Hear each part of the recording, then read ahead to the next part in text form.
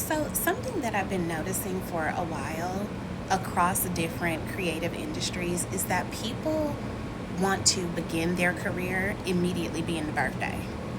People want to start their career and immediately be the star.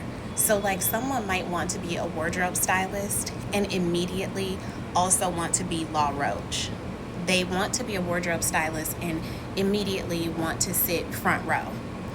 And it takes time to build up your expertise and to build yourself like as a brand, even professionally, outside of social media, right? It takes time to learn. It takes time to grow in a career. So people get into these spaces, they become interns or they get entry level opportunities, and they immediately want to do the glamorous parts of the job. If you are not passionate about an industry, if you are not there to actually learn and develop yourself as a person, as a creative, as an employee, you will burn out so fast. And one place where we see this a lot is in hair and makeup. People want to immediately become a celebrity hairstylist, not a hairstylist who does celebrities. They want that too, but they want to be the celebrity. They want to be the star. They want to be in front of the camera. It takes time to even get to a place where people care about you to that extent. But if your intention in starting out is to be the star, you need to just go try to be the star. And even with that, so much of what goes into being a legitimate, successful person of substance in any industry is not glamorous.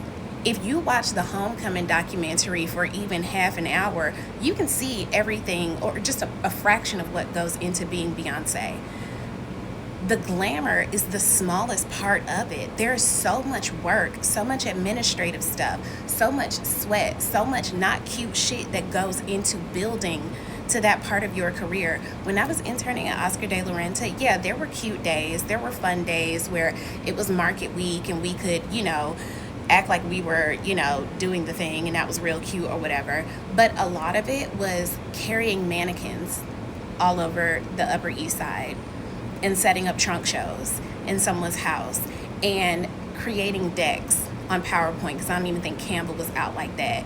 It was making sure that food was ordered. It wasn't glamorous. My very first real fashion opportunity was volunteering for the CFDA during Fashion Week when it was still centralized at Lincoln Center. It was not cute.